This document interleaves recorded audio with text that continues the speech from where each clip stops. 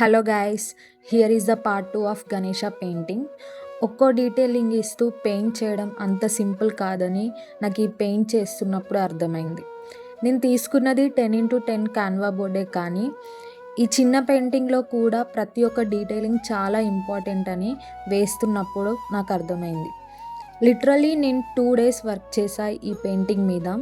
Start చేసేటప్పుడు వేయడం కష్టం అనుకున్నా, కానీ ఎలా వచ్చినా పర్లేదు నేర్చుకుందామని స్టార్ట్ చేశాం.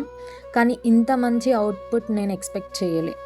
నేను అనుకున్న దానికంటే చాలా బెటర్ వచ్చింది.